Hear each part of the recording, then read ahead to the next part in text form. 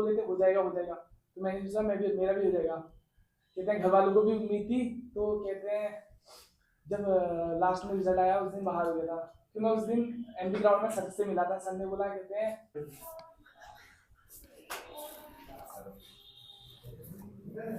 Madam आ जाओ, एक minute थोड़ा ताली से स्वागत करो बेटा इसका।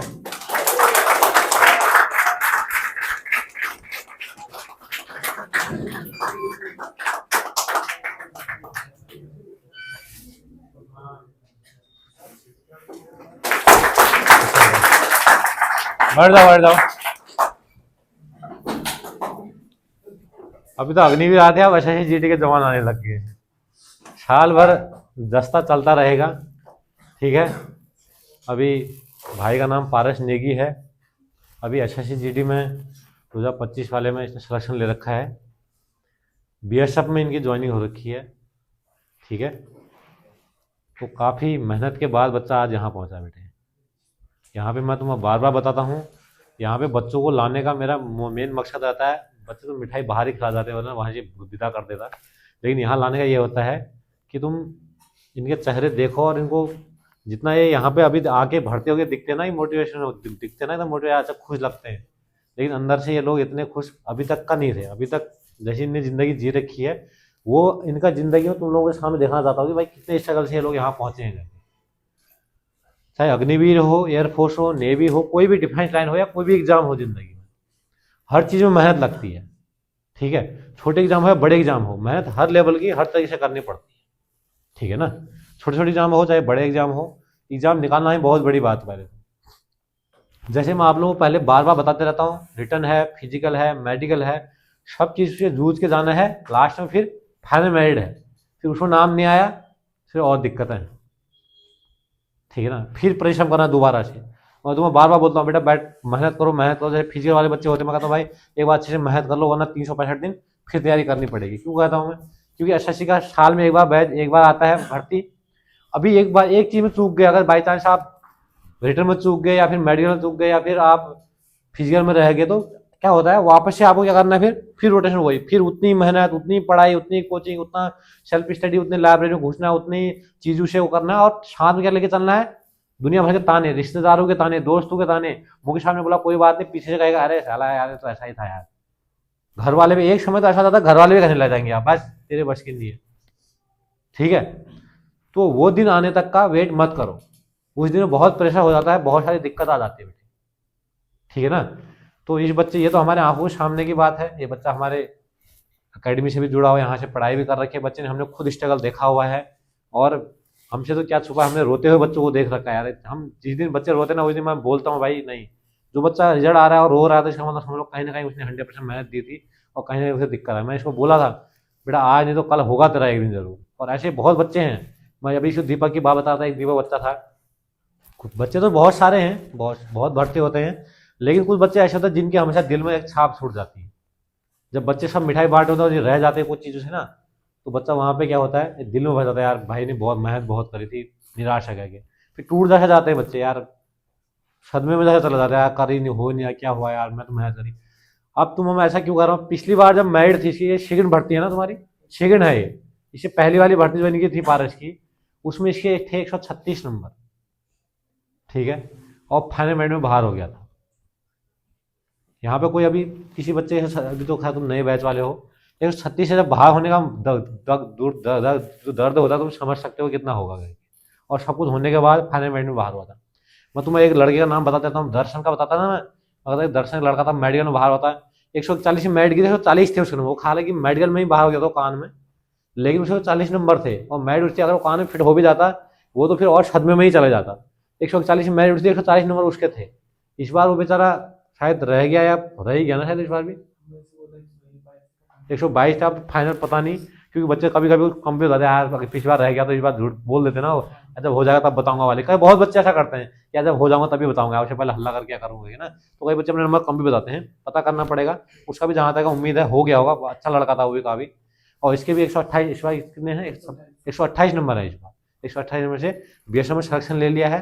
अभी इनका BSF का हेड कांस्टेबल का भी था ना, इसका हेड RO वाले में भी था। वहीं गया था बच्चा दिल्ली, उसका फिजिकल देने के लिए गया था, लेकिन वर्ष में आते में ही पता चला कि भाई SSCGD में भर्ती हो चुका है।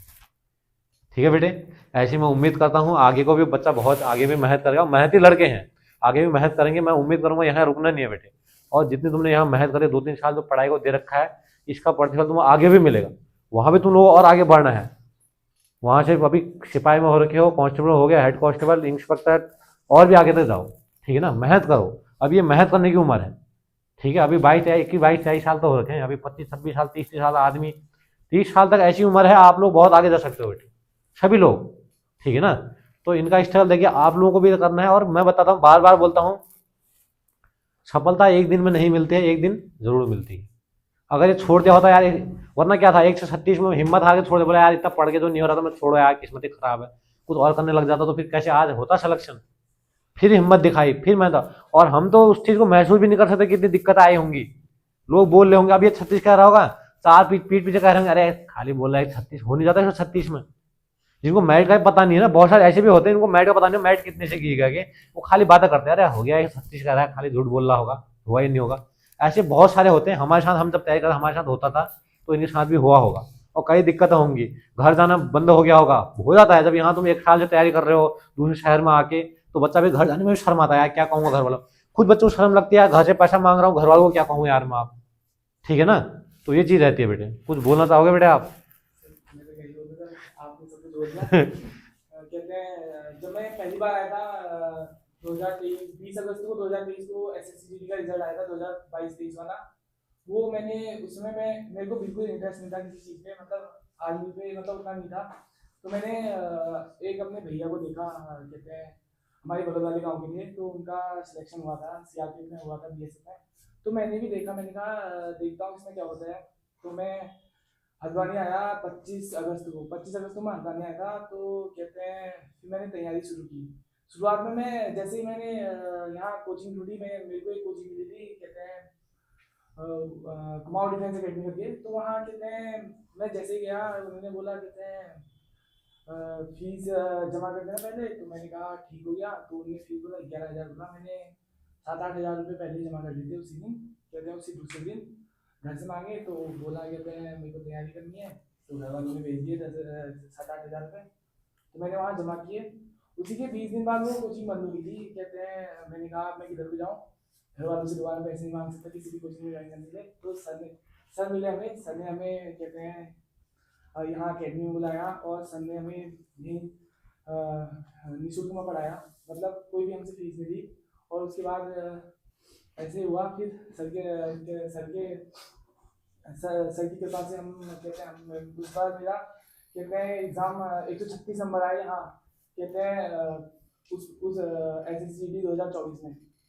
तो उसमें मैं फाइनल में ये ढूंढ गया था। तो मैं उसके बाद कहते हैं जब मेरा 136 था, तो सब लोग बोल रहे थे हो जाएगा हो जाएगा, तो मैंने सोचा मेरा भी हो जाएगा। कहते हैं घर वालों को भी उम्मीद थी। तो कहते हैं जब लास्ट में रिजल्ट आया उस दिन बाहर हो गया था। तो मैं उस दिन MB ग्राउंड में सर से मिला था। सर ने बोला कहते हैं एक बार और ट्राई करना चाहिए। तो मैं कहते हैं उस बार से मैंने नाइट लाइब्रेरी लगानी शुरू कर दी थी। मैं नाइट लाइब्रेरी लगाई क्योंकि डेढ़ महीना था पेपर होने को। तो उसके बाद मैंने पेपर दिया और 128 नंबर आए, और आज मेरा BSF में सिलेक्शन हो गया।